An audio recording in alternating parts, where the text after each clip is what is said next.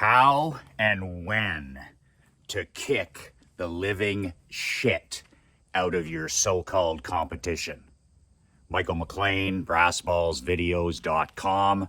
I am an ex-professional hockey coach, ex-amateur championship hockey coach, turned 8-figure entrepreneur.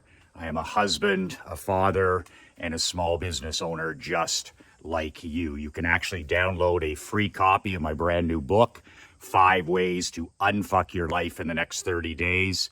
It's a simple 22-page digital book. I wrote it 2 months ago. A word of warning about my new book: it's not every entrepreneur's cup of whiskey. It's the toughest advice for the toughest businessmen. If that's your cup of Jack Daniels, so be it. If not, don't bother downloading it. The link is below, brassballsvideos.com. It's in the description. Put in your email. I'll send you the book within 5 minutes. I wrote this book for champions, not for chumps, and for winners, not for whiners. So I'm going to tell you a story from my hockey career as a championship amateur team owner and head coach that'll give you chills one way or another. I will say this: the story that I'm about to tell you, if you're one of these civilians, if you're one of these cupcakes or 2024 snowflakes who believe in 8th place trophies, if you believe that everybody deserves to win, then this video, please stop watching this video. This video couldn't be further away from what I'm talking about. All I'm talking, my sport is winning, so I ain't going to be talking. This story is not about 8th place trophies. It's not about fair play. It's about what it really takes to be number one in something. So when I owned my last team, we had 6 straight years of powerhouse teams. And when I say powerhouse hockey teams, my players were 16 to age 21. We had 4 lines, 7 defensemen, 2 goaltenders, and our teams were stacked. We were always competing for a league championship.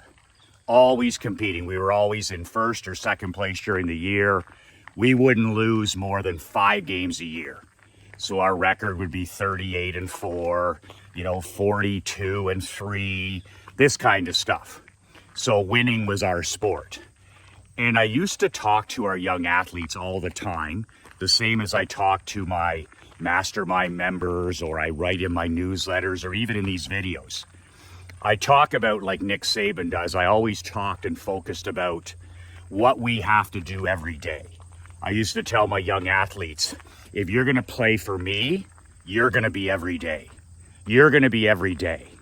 And that's just a different way of talking, like Nick Saban did, about the process. Every day, forget about the scoreboard, forget about the other team, forget about the stadium, forget about the weather, forget about any and all noise and distractions.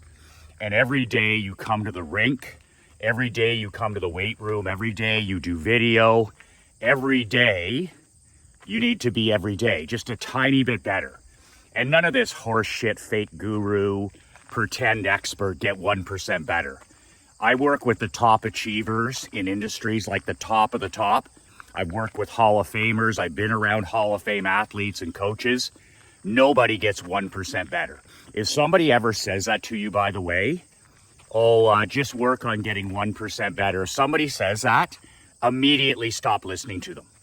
They've flagged themselves, they've red flagged themselves as somebody who's never won anything. Michael Jordan doesn't say get 1% better. Steve Jobs never used to say get 1% better. Joe Montana never said get 1% better. The great Vince Lombardi never said get 1% better. If somebody starts to dispense such nonsense, just immediately stop listening, stop following, stop paying attention, because they flagged themselves as a poser, an actor, and a fraud. My goal with my athletes was always to get a percentage of a percentage of a percentage of a percentage better. And if we could do that over weeks and months and even years, then and only then do we have a chance to win. But the entire focus was always on our own personal work ethic, our own discipline, and showing up every single day. Be every day. So do the work every day. We never miss. Other teams miss, other players miss, but you won't miss. And I used to tell my athletes, I'm like, if you're not every day, if you're not about this every day, doing the 3 or 4 things you have to do to improve a percentage of a percentage of a percentage, then that's perfectly okay. That's civilian life. That's normie life. But you ain't going to play. You see that bench? You're going to be nailed to it because you're not every day.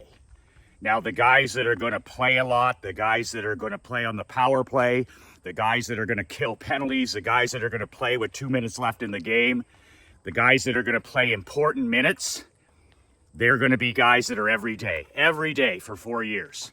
Every day you show up and you get a tiny bit better. Hard practice, easy games. Hard practice, easy games. So every day, we're every day. So it's easy to say that stuff as a coach. Oh, we believe in the process, or we believe in the... That's okay. But here is my core fundamental belief as a hockey coach, as a business owner, and as a father. And I've never shared this before. My business partner, Marc-Andre, who played 4 years for me, understands this completely. This was my entire mindset as a coach, as a business operator, and as a father. And it's this: if you play for me, or you work with me, or if you're my daughter, I never, ever, ever, ever want you to know what it feels like to let up. I'm not talking about when you're sleeping and when you're resting and when you're eating and when you're having fun with your friends, or, you have time off and vacations. I'm talking about when the game is being played or the work is being done in business, when it's game on. When it's game on, I never, ever, ever, ever want you to have the feeling of what it's like to let up, to go easy, to cruise, to go on autopilot, to cut corners, whatever it is. So as soon as my athletes entered the rink, we did video, we did on-ice training, we did all of this stuff. Whatever it is, I never, ever, ever wanted them to feel what it was like to let up, ever. I don't care if I ran a 30-minute practice or a 2-hour practice. There was no such thing as going through the motions. My guys didn't know what it was to go through the motions. If it was 10 minutes, or it was an hour, or it was 2 hours, it was balls to the fucking wall. And then I'm gone. A 10-minute video session, balls to the fucking wall, and then I'm gone. In the weight room, 20 minutes, 30 minutes, 45 minutes, balls to the wall, and then we're done. And I do the same thing in my personal life. When I walk every morning, it's balls to the wall, 10,000 steps, 12,000 steps, and then I'm done. When I read, even sitting with a coffee, everybody thinks, oh, you must be relaxing. That's wonderful. Balls to the wall focus for an hour, studying, taking notes, highlighting, making notes for later, learning, growing, balls to the wall. And then when I write for an hour or 2 hours per day, I write emails, I write my newsletter, I write telegrams, balls to the wall until the timer goes. And that's the intensity that I personally bring to everything I do. And I want my athletes, I want Marc-Andre as my business partner, I want my 11-year-old daughter when she's competing to never know what it feels like to let up. Because once you give a person an opportunity to let up, to take their foot off the gas, to cut a corner, you can't unsee that. You can't unfeel that. You can't be unexposed to that.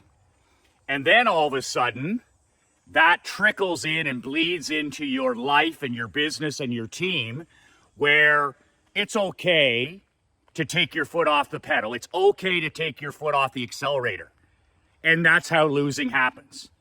When it comes down to hockey or football or baseball or tennis, it's amazing how it all comes down to a game 7 or a last minute play. And you literally win or lose your season, if you're a top team, by like one score in 1 minute. So if you allow the people in your life, yourself included, to have that feeling of what it's like to let up, they'll let up when pressure is exposed, and it'll cost you championship rings. It'll cost you sales. It'll cost you wins. It'll cost you championship rings. So I never, ever, ever want any employee, any business partner, any athlete, and certainly not my daughter, to ever, ever, ever know what it's like to let up. It's balls to the wall when you're doing it, and then you're done. It's balls to the wall, whatever you're doing, and then you're done. Even if it's 5 minutes, it's balls to the wall. 10 minutes, balls to the wall. 30 minutes, balls to the wall. I sit down and write an email. It takes me probably 10 or 12 minutes. It's balls to the wall. I set the timer. I focus on nothing but that. I write with intensity. I read with intensity. I walk with intensity. And every day I'm focused on a couple of PRs. I want personal records. I've been walking for 25 years, and every day I put the shoes on, I'm balls to the wall, and I want a PR. I want to see if I can get the most steps I've ever gotten walking 70 minutes. So I'm constantly competing against myself. Massive intensity, balls to the wall, 70 minutes. Oh my God. I was able to get 17 more steps than I ever have in 25 years. That's a PR. That's a personal record. That's a W for me. Win, thanks. Win, thanks. When it comes to reading, I'm like, I write on those recipe 3x5 index cards my ahas, my wow ideas, and usually 5 or 6 of those cards a day. But every day I'm balls to the wall. I sit down with my cup of coffee, I'm reading a newsletter, I'm reading a book, and I'm like, I wonder if I can dig out 11 diamonds, 11 ahas. And I study and I focus balls to the wall for an hour, and I come up with this wow idea, this aha, and I write it down. And at the end of it, I'm like, I got 10 or 11 recipe cards instead of 3 or 4 or 5. And I'm like, PR, personal record, winning, stacking the W's, stacking the W's, stacking the W's. Same thing when I sit down to write. I'm like, it usually takes me 12 minutes to write an email. Can I write a kick-ass email in 6 minutes? And I set the timer. Well, that took me 7. PR, personal record. Oh, that email took me 5 minutes. PR, personal record. And then I say, okay, I'm gonna write for an hour. Usually I can only write 1 email and 1 telegram in an hour. But today, I'm after that win, balls to the wall focus. I'm gonna write 2 emails and 2 telegrams. And I challenge myself. Be every day, be every day, be every day. But also, when I'm being every day, chasing those PRs, balls to the wall, I can set a record today. And during my week, I usually get 1 or 2 or 3 PRs. And I'm like, wow, that was the best road work yet. That was the best Operation Money Suck writing session yet. That was the best reading session I've had in 3 years. And I just stack the wins and stack the PRs. So it's easy to talk about the process or being every day. That's really sexy for coaches to talk about. But this brings me back to this, toe curling story. So when I coached my hockey team, we were a balanced attack. 4 lines, 6 defensemen. Everybody played in my system. I didn't sit guys on the bench unless they weren't every day. If you showed up and you were every day, my 16-year-olds, my 17-year-olds, my 20-year-olds, everybody was part of the team. I would roll 4 lines. We would play 2 goalies. We would play every defenseman. I was building a powerhouse for the playoffs. I didn't want to have guys on the roster that couldn't help us win. So we had 23 athletes, and we had 23 athletes that were every day, and therefore they played all the time. That's how you develop. You cannot develop in anything unless you put in the practice and the reps. So I would shoot to make sure I had 23 athletes that were every day. And that's how you build team chemistry too. Everybody's part of it. The rookies are part of it. The second-year guys are part of it because they're every day. So we're playing one of our rivals one time, and we're getting close to the playoffs. And it's really like our teams are heading in the opposite direction. This one team is not going to make the playoffs. They've had a horrific year. They're not going to make the playoffs. And then there's us. We're getting ready. We're getting ready to go to war. We got to win. We got to win 3 rounds. We got to win, 3 7-game series just for an opportunity. And we've lost in the finals. We've lost in the semifinals. We're facing probably again the 5-time consecutive league champions. Like literally, we got to climb Everest. So we're 2 teams in very different places. So we go on the road to play this team. And like I said, I never want my players to know what it feels like to let up. And I'm always sensitive to playing down. I can't stand playing weak teams. I can't stand dealing with weak people. I can't stand too much success or easy success or comfort because it makes us worse, right? It makes us worse. You don't learn anything from winning. You learn from getting your ass kicked, taken behind the woodshed. And like my dad says, you smarten up and you become better. When somebody hands you your ass, when you get slaughtered in a game, or you get slaughtered in business, or you get slaughtered in your personal life, it's smart. It teaches you to smarten up and become better. Winning doesn't do that.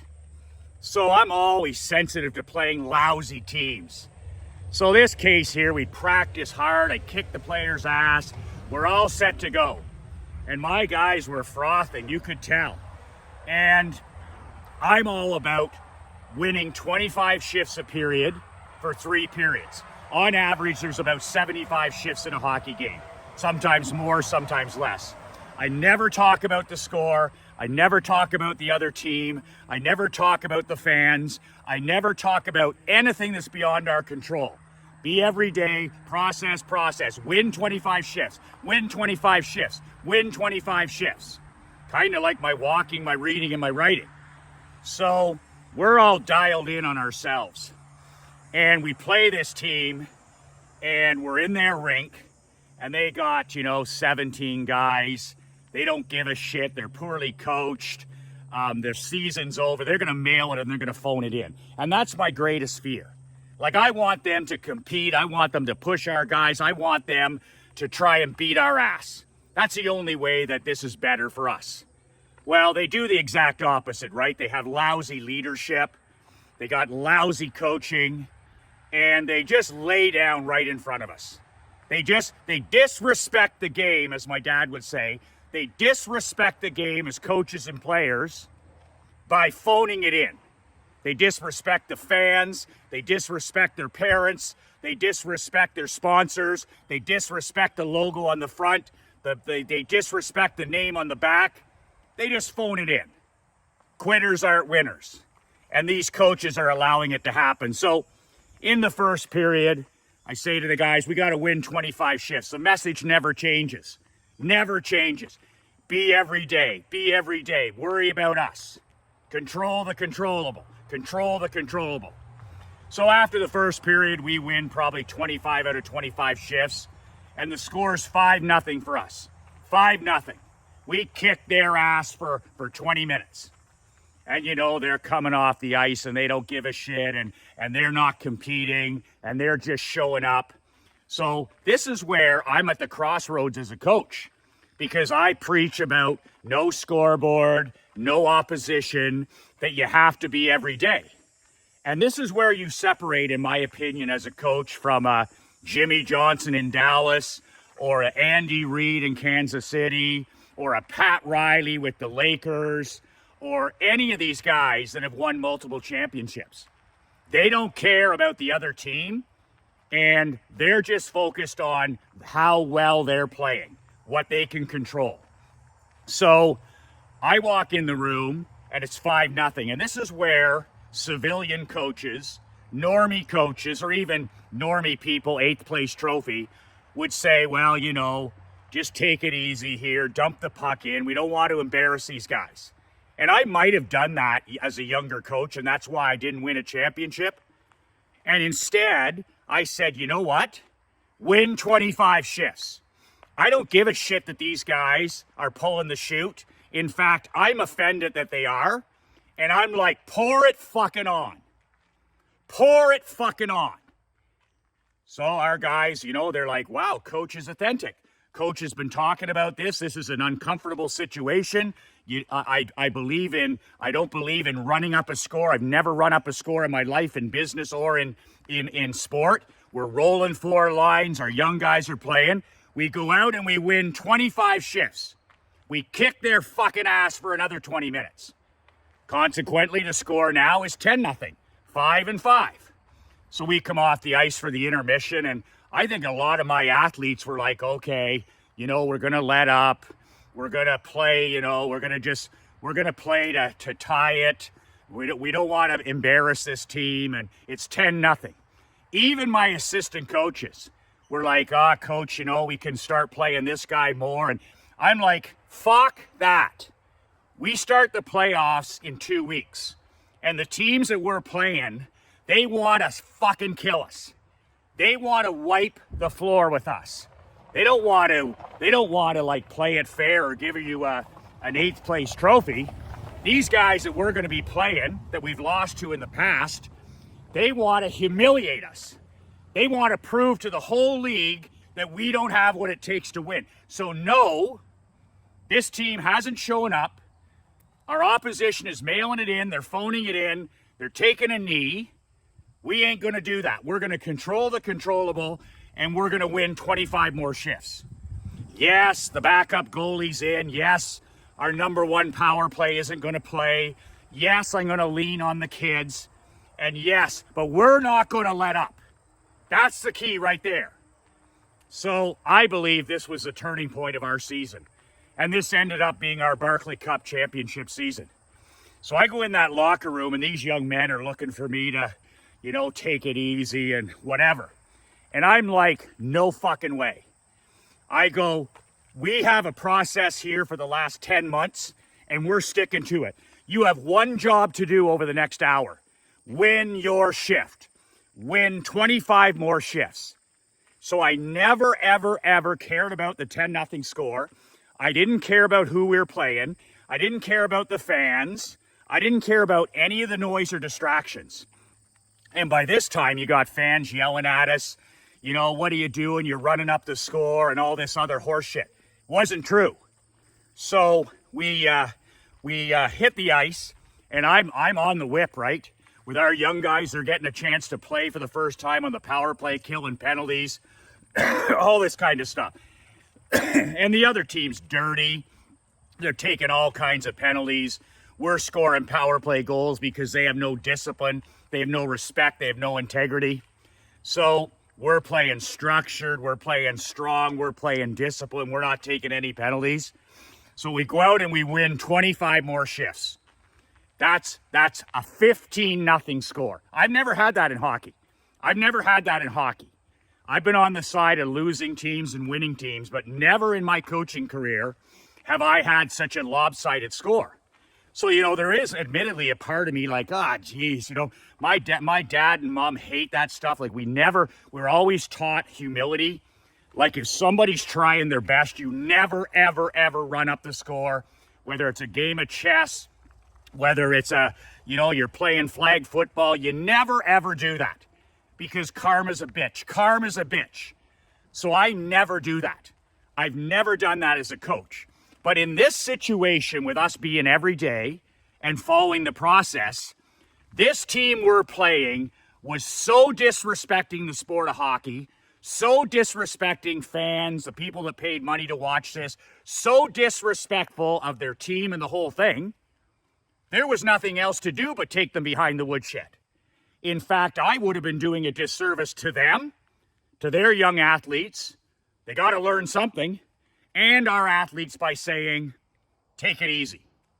In fact, I think I taught both sides a lot by saying, pour it fucking on.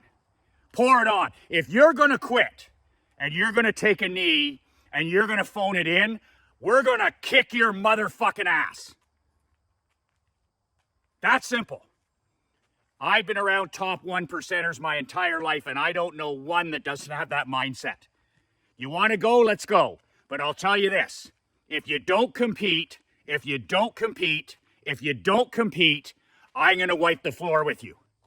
And I think that that is the most noble. I think that is the most moralistic.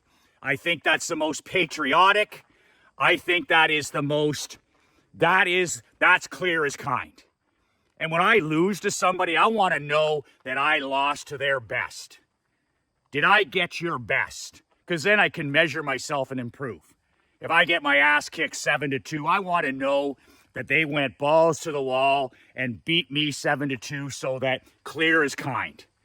Not this patronizing you see in all through our world today. No grades in school, nobody, 8th place trophies.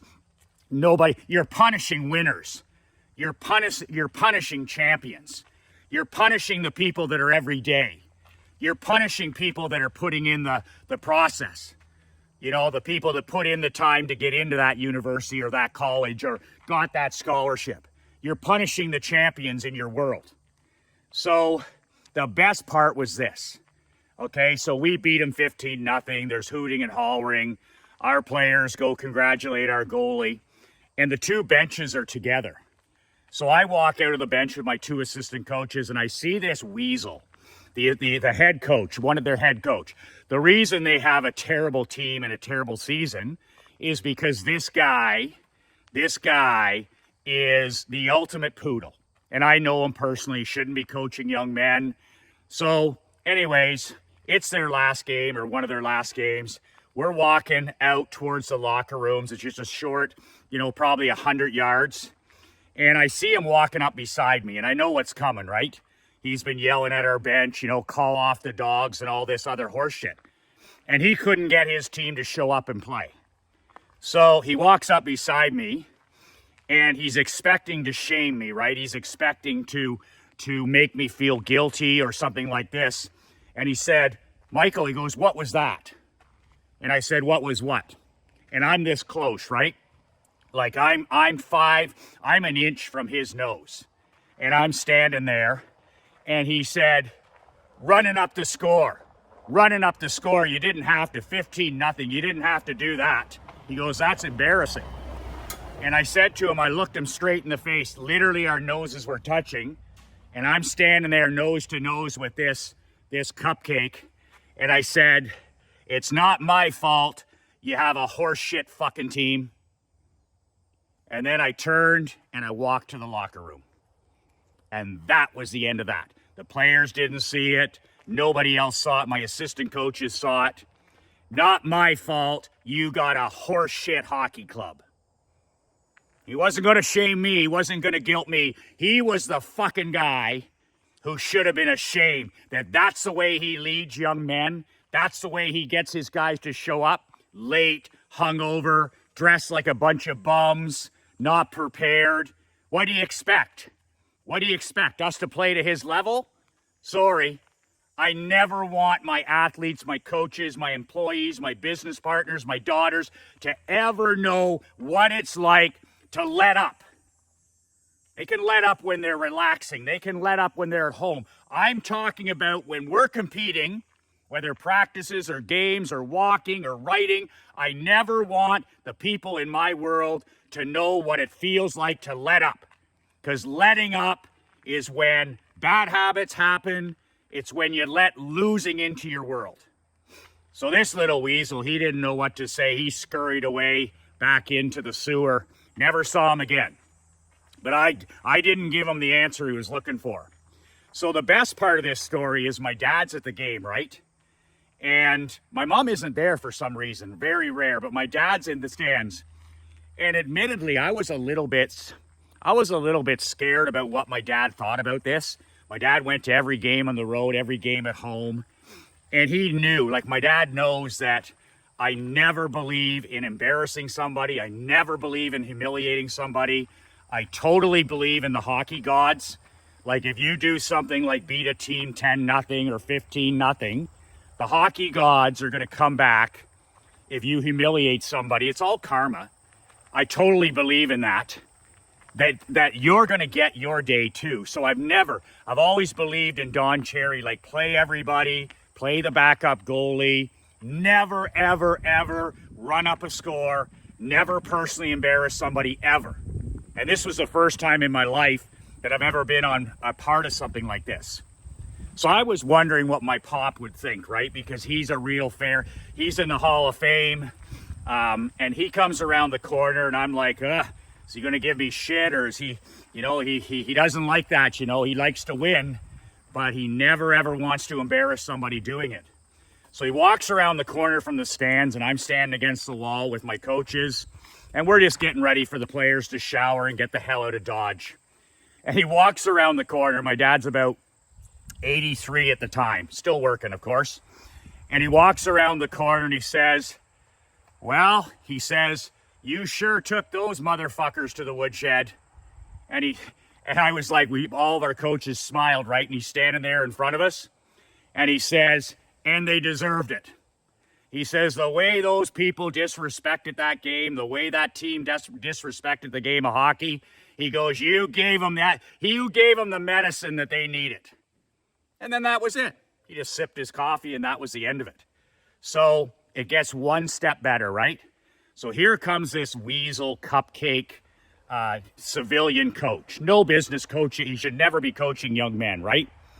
So I'm like, okay, Dad, you're not going to say anything when he walks by. Like the guy's not going to talk to me. I already said my piece. But I'm just like, oh, Lord, oh, no. And once again, my dad's not the type of guy who's, going to confront somebody or embarrass them or humiliate them. And, oh, my God, the guy walks in front of my dad in the hallway in front of our locker room. And my dad can't resist, right? He's 83. He's got no fucks to give. So he says, hey.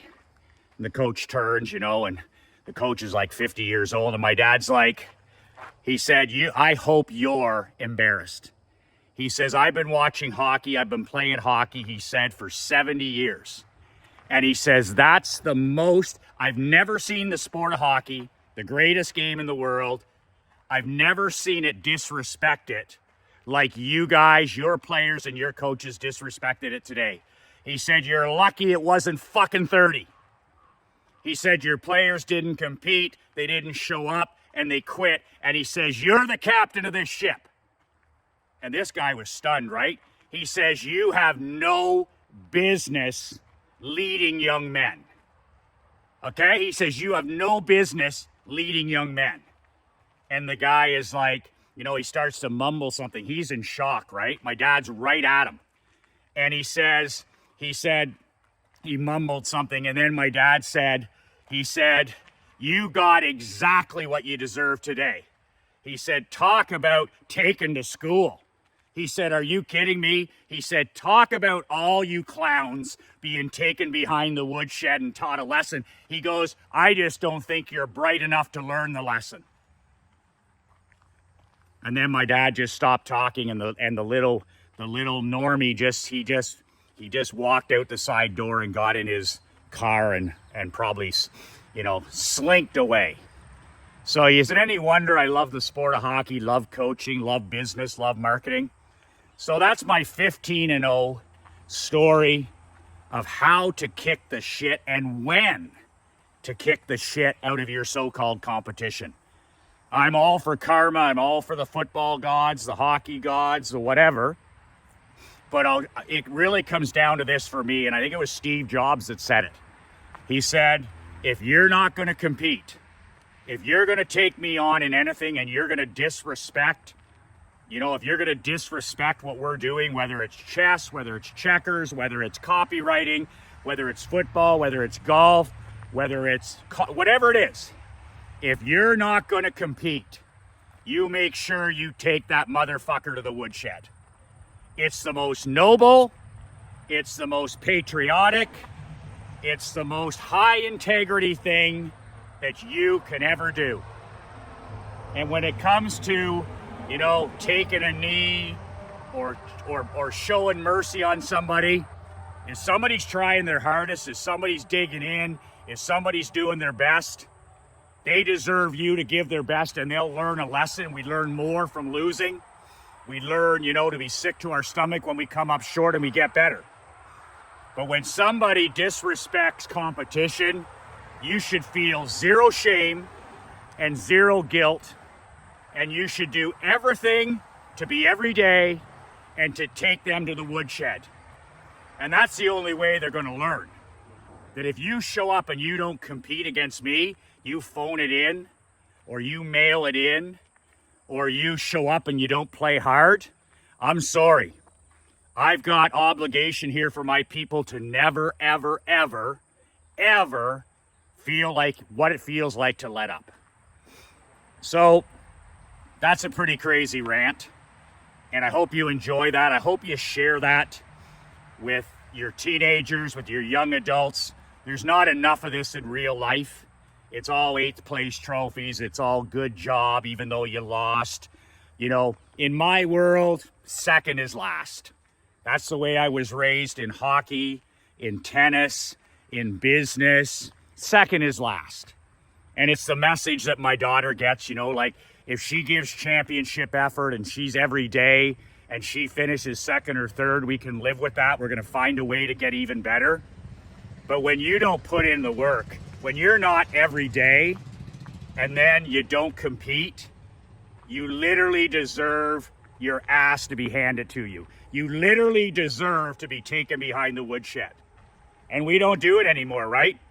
We have people that aren't every day. We have kids that aren't every day. We have business owners that aren't every day. And then they don't show up and compete. They don't play hard.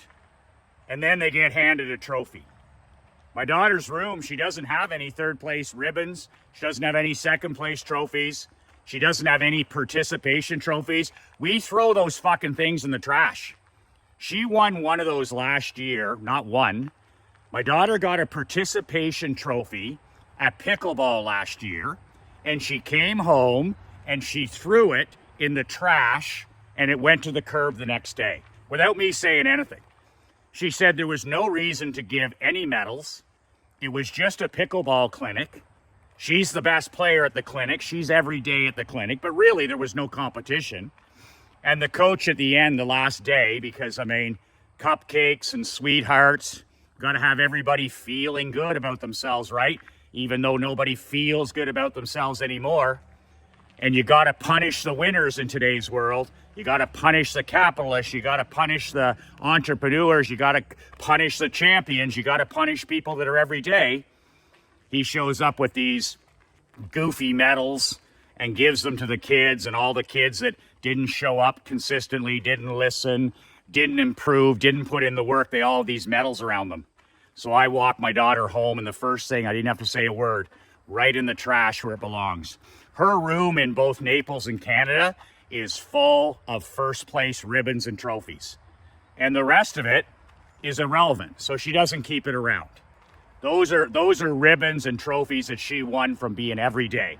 Not the most talented, not the most skilled, not the strongest, not the smartest, just but from being every day. And that's the kind of stuff you want to look up and be proud of. So that's how to kick the ass, kick your competition's ass, and when to kick your competition's ass and have zero guilt and have zero shame about it. You're going to get shamed all the time. You're going to get, oh, you make too much money. Oh, you know, even being physically fit. Oh, geez, I mean, I wish I had time for that. Or that truck you drive, or the house winning used to be our sport in Canada and the United States. It's no longer our sport. It's only your sport, top 1%. But keep preaching it, keep talking winning, keep thinking winning, keep preaching winning, and just keep, you know what, Dan Kennedy called it success spoken. He said, Michael, he says, in your world, just make sure that success is spoken. We talk about winning, we read about winning, we listen about winning, we study winning, we appreciate winning, we learn from losing. And he says that's the badass way of life. You can download a free copy of my book, like I said, 5 Ways to Unfuck Your Life in the Next Month. It's in the description below, brassballsvideos.com. And print it off. Let me know what you think about it. Comment. It takes us about 3 hours every day. We're every day. I don't miss. You miss. I don't miss. To put these videos on BoobTube and to email them. I only ask for 30 seconds of your time. If you find any value in these mental kick in the pants that I do every day, 365, please share it with somebody in your world that needs to hear this message of winning. Of winning being your sport. We'll put the 3 hours in. I put an hour in, Marc-Andre puts 2. But if you find value in these videos, share the show. Share the show. This is my broken iPhone. Share the show. Share the show. Comment, like, subscribe, but share the show. Because I'm fighting against 8th place participation trophies. I'm fighting against censorship. I'm fighting about being deplatformed all the time. I'm fighting about being canceled. Messages like this are not welcome in today's world. I'm still getting out there and sending them out into the world every day so that we can keep winning alive. We can keep every day alive. We can keep healthy competition alive. So I'd appreciate 30 seconds of your time to share the show. I don't charge you for these. I don't give a shit whether you buy any of my stuff. It's not going to change my life. I'm not going to drive a different truck. I'm not all of a sudden going to move to Tennessee from Florida. So I do this because I want to help winners win. I want to get the toughest advice out there for the toughest people. And you can help me do that by sharing the show, by paying your tax. I'm not charging you for anything. I'm even giving you my book away for free. Share the show. If you want to thank me and you want to pay it forward and you want to be a person of service, share the show. Share the show. You'll feel better. Everybody else will feel better. When you get home tonight, make sure you give your queen a big hug. Make sure you give your children a big hug. Tell them how much you love them. Tell them how much they mean to you. If you have to phone them, phone them. Be every day. As a king, be every day. Every day they hear that you love them. Every day they hear how much they mean to you. Every day they hear that you believe in them. Every day. A king is every day. A badass is every day. And forget about the noise and the distractions. When they hear that every day, I love you, I respect you, I believe in you, man, you'll feel better. They'll feel better. And you'll be taking care of the house that matters. Not the White House. The house that matters to a king, to a lion, is your house. Your kitchen table. Not the boardroom table. Not the White House. Your house.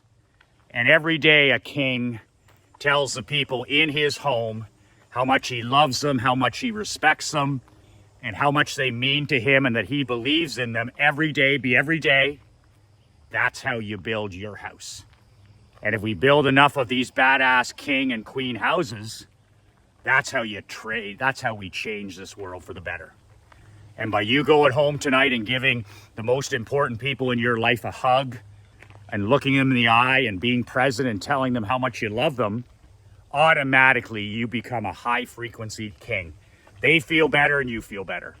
They feel better and you feel better. And that's being every day. 2 words that changed my life. 2 words that'll change yours. Be relentless.